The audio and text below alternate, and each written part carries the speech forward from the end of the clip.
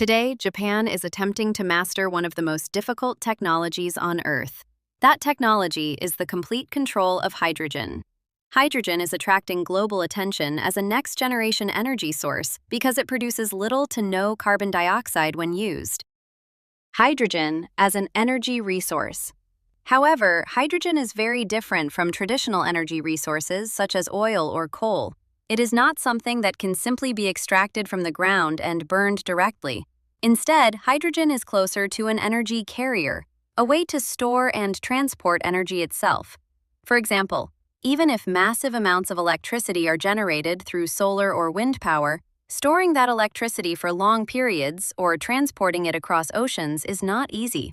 So instead, electricity can first be used to split water molecules and produce hydrogen. That hydrogen can then be stored in tanks, transported by ship, and delivered wherever energy is needed. But how does hydrogen become energy again? The key lies in its chemical reaction with oxygen. When hydrogen reacts with oxygen, it releases a large amount of energy. Of course, hydrogen can be burned like conventional fuels to generate heat, produce steam, spin turbines, and generate electricity. But one of the biggest differences with hydrogen technology is fuel cells. Fuel cells can generate electricity directly from the chemical reaction itself. In other words, hydrogen plus oxygen yields chemical reaction yields direct electricity generation. This is fundamentally different from conventional power generation systems, which rely on burning fuel, producing steam, and spinning massive turbines. That is why hydrogen is increasingly viewed as a system for storing energy, transporting it elsewhere, and extracting it again whenever needed. Why hydrogen is so difficult. However, despite the excitement surrounding hydrogen technology, hydrogen is also one of the most difficult forms of energy to handle. The biggest challenges are storage and transportation. At normal temperatures, hydrogen occupies an enormous volume, making large-scale transportation inefficient. That is why hydrogen must be liquefied for practical industrial transport. But liquid hydrogen requires temperatures of -253 degrees Celsius. That is only 20 degrees above absolute zero, which is -273 degrees Celsius. In other words, industrial hydrogen infrastructure must maintain temperatures approaching the conditions of outer space. And cooling hydrogen is only the beginning. Hydrogen molecules are extremely small and can leak through microscopic gaps. Hydrogen can also penetrate metals and weaken them from within. Its combustion speed is extremely fast, making it prone to dangerous flashbacks and backfires. Hydrogen is, in many ways, a high-performance but extremely difficult energy source to control. And yet, Japan continues investing in this technology at a national level. Why? The answer lies in Japan's unique energy security situation.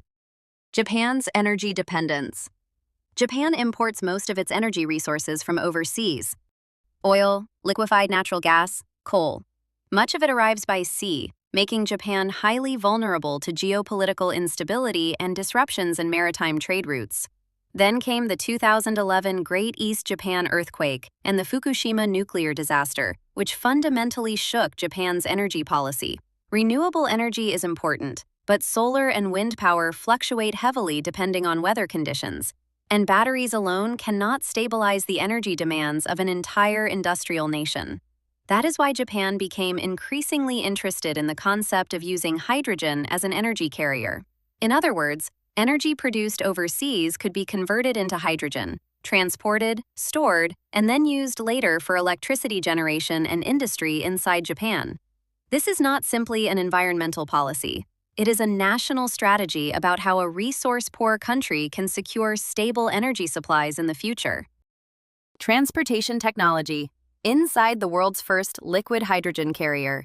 One of the most symbolic projects in this strategy is the world's first liquefied hydrogen carrier, Suiso Frontier, developed by companies including Kawasaki Heavy Industries.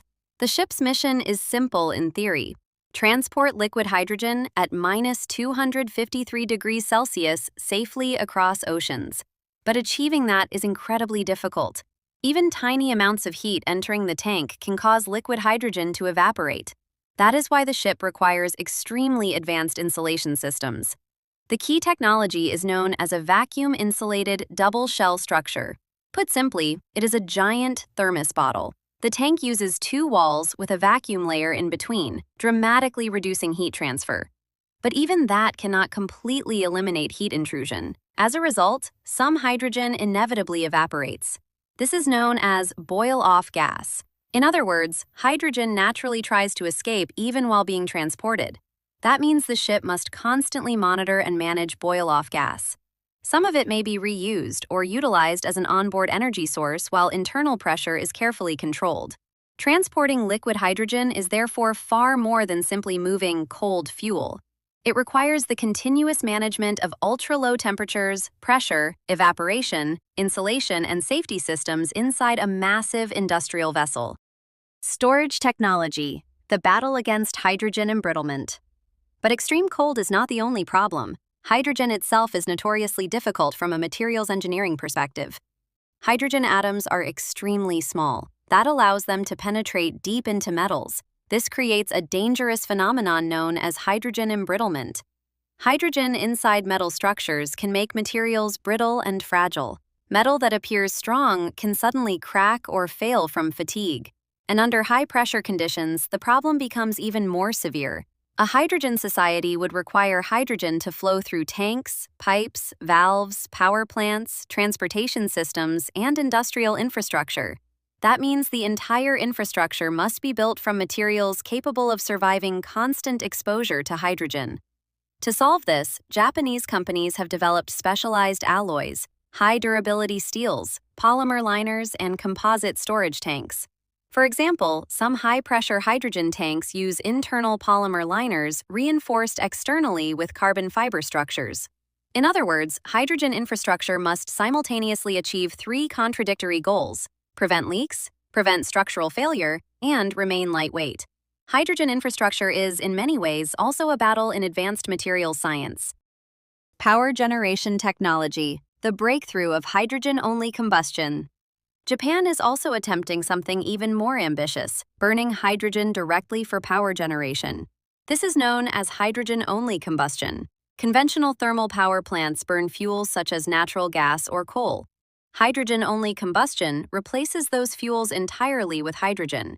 In theory, this could dramatically reduce carbon dioxide emissions during power generation. But once again, hydrogen is extremely difficult to control. Hydrogen burns incredibly fast and is highly prone to dangerous backfires. Its combustion temperature is also extremely high, creating another problem: nitrogen oxide emissions, or NOx. So hydrogen combustion is not easy because it is clean. In reality, combustion control becomes extraordinarily difficult. To solve this, Japanese companies are developing advanced systems such as dry, low NOx combustion technology and micromix combustion systems. Micromix combustion works by distributing large numbers of tiny flames, preventing localized overheating while maintaining stable combustion. In other words, Japan is now attempting to create an entirely new form of combustion engineering, one capable of safely burning hydrogen continuously at industrial scale. How could this affect ordinary citizens? But how could these massive industrial technologies affect ordinary people? At the macro level, hydrogen technology could improve Japan's long-term energy stability. If hydrogen transportation and storage become practical at scale, Japan could diversify how it secures energy supplies. That would reduce vulnerability to Middle Eastern instability and global geopolitical shocks.